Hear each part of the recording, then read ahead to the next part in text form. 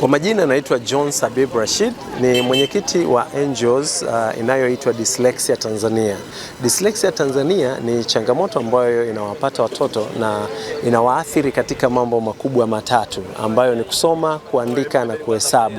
Na kwa lugha nyepesi, sisi watu wengi tumekuwa tukiwaita watoto hawa vilaza, mbumbumbu au slow learners, watoto wale ambao wanajifunza taratibu.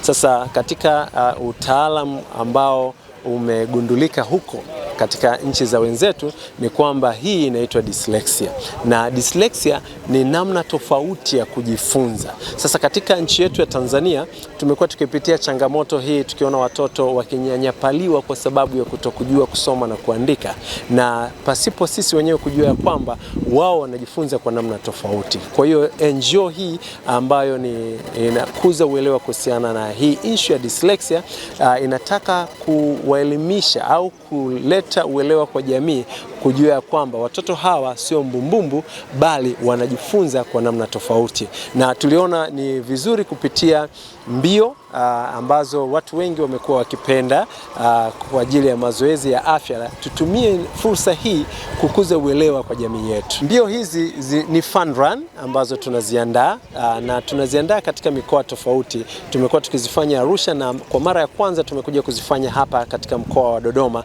na tumepata mwitikio mzuri kwa sababu ni fun run. Tunafanya kilomita 10 na kilomita 5 na wakati mwingine tunafanya kilomita 2.5 ili kuweza kujumuisha watoto wadogo kabisa, nao wanahitaji kujua elimu hii ili wasiweze kuwanyanyapaa wenzao katika maeneo yale ambayo wanasoma. Kwa hiyo dyslexia ni kama ambavyo nimesema, ni changamoto hivyo ambayo inaathiri ubongo katika namna ya kujifunza, kuandika, kusoma na kuhesabu. Majina ninaitwa Gaudence Ayoti, ni mwanzilishi wa taasisi Dyslexia Tanzania.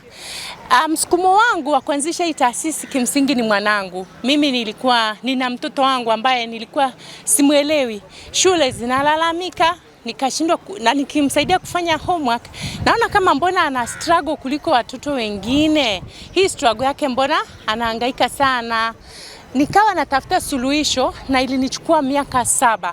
Nilipokutana na mzungu mmoja, mimi ni mtaalamu wa utalii. Huyu mzungu akaniambia nikufanyie nini? Hii safari umenipa ni ya kipekee sana. Nikamwambia ninaye mtoto ambaye simuelewi, kama wewe ni daktari nisaidie. Nikamuelezea 1, 2, 3. Akaniambia mbona hiyo ni dyslexia? Akanitumia kitabu kidogo kinaelezea dyslexia. Nilipokisoma dakika 2, 3 nikakubaliana na hali, mwanangu ana dyslexia. Basi nifanyeje? Kama mzazi tunapenda watoto wetu wafanikiwe. Nikatafuta marafiki, tukatengeneza support group. Kimsingi hii ni WhatsApp group.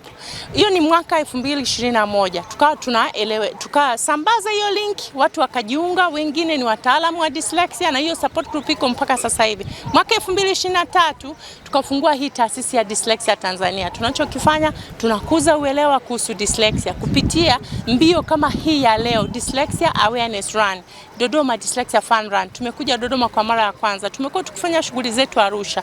Tumeona tusikae kule na huu ujumbe mkubwa, ili unyanyapaa upungue, lazima tutoke tukuze uelewa kwa pamoja. Jina naitwa Agnes au mama wa watoto wengi, kwa sababu ninafanya kazi na watoto wenye mahitaji maalum. Watoto walio wengi wenye dyslexia tunao katika shule zetu hizi za serikali, na huduma tunazitoa katika hospitali yetu ya Taifa Afya ya Akili, katika jengo la kliniki ya watoto na vijana.